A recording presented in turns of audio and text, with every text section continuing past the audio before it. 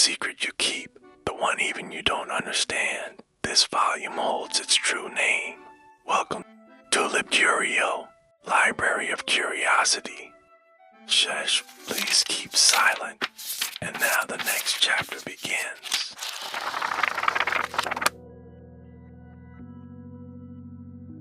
Breathe in, slowly. Feel the air fill your lungs cool, deliberate, alive. Now exhale.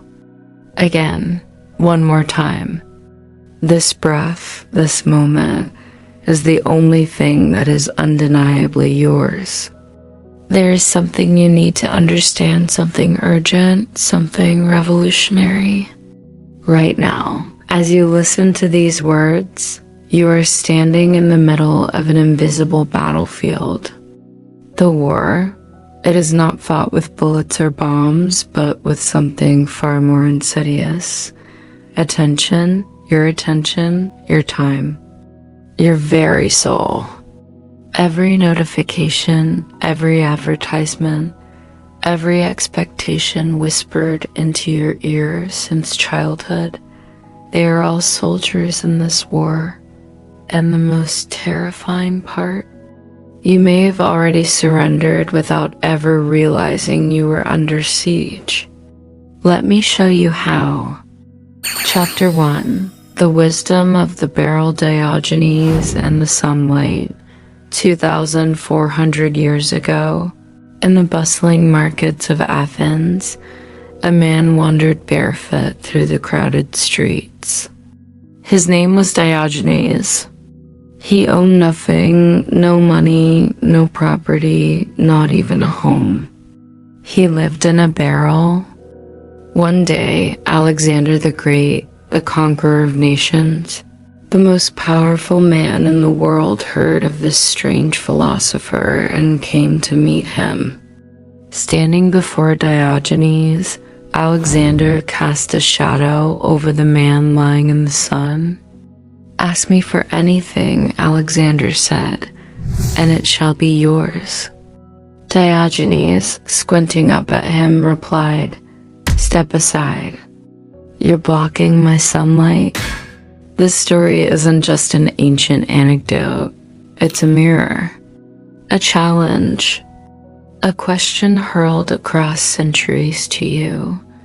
What sunlight are you missing because you were too busy chasing what the world tells you to want? We've been conditioned to crave things, approval, success, security, without ever stopping to ask, who decided these were the prizes? Who drew the finish line?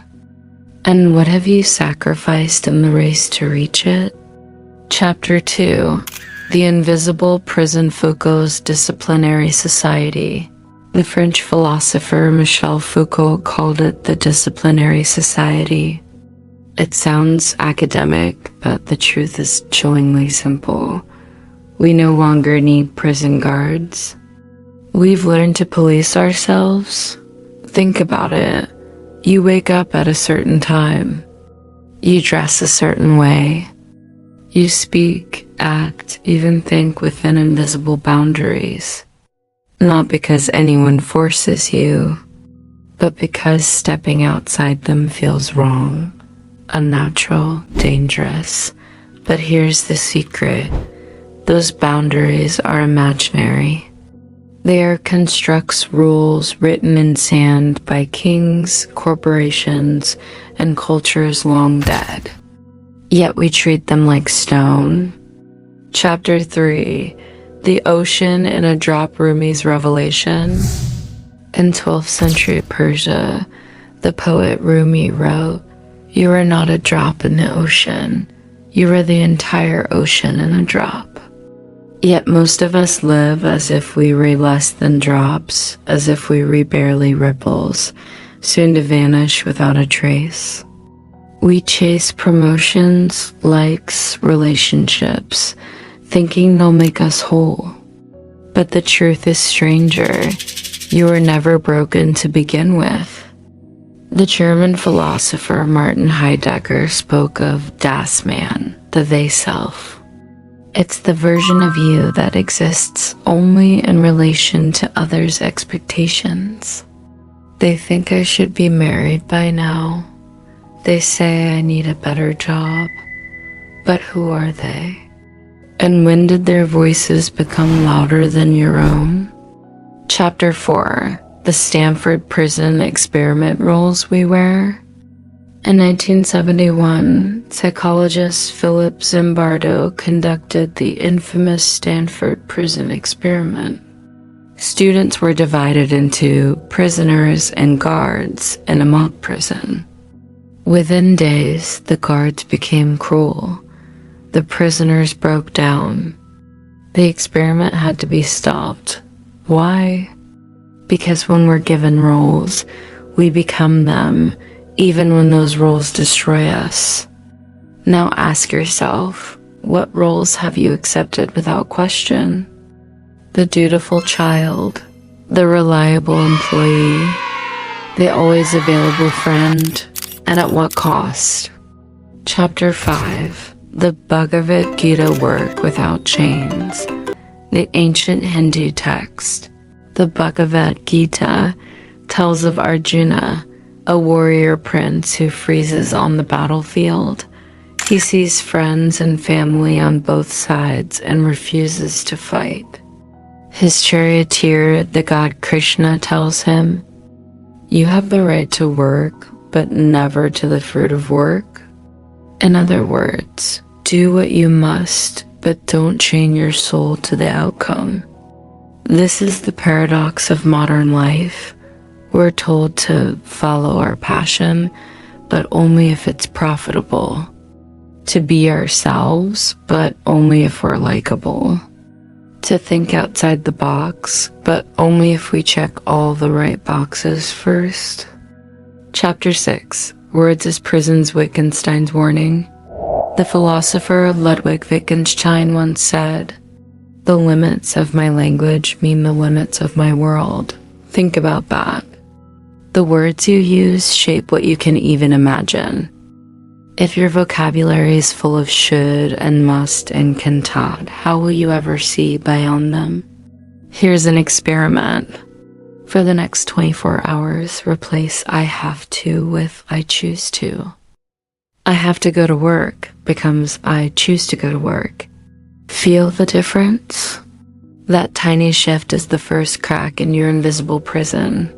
Chapter 7. The Butterfly Dream, Zhuang Zhou's Question. The Chinese philosopher Zhuang Zhou once dreamed he was a butterfly. Upon waking, he wondered, am I Zhuang Zhou who dreamed of being a butterfly, or a butterfly now dreaming of being Zhuang Zhou? This isn't just poetry. It's a radical question. How much of what you call you is just a story you've been told?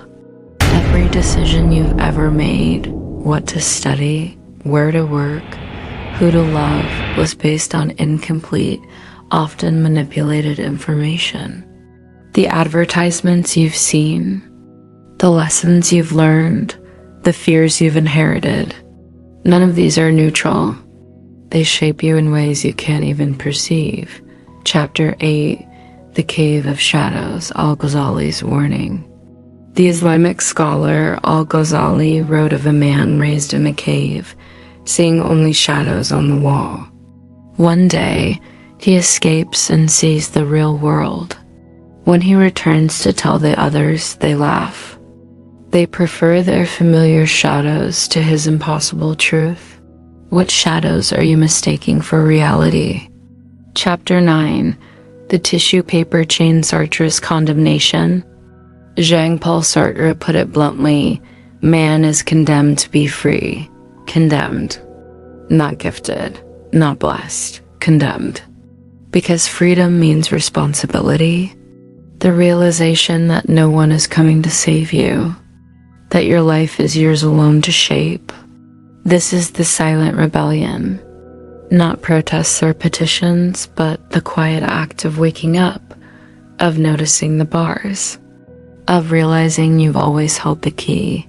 So here's my challenge to you. Tonight, before you sleep, ask yourself, If I were the last person on Earth, what would I do tomorrow? Not for money, not for status, not for approval.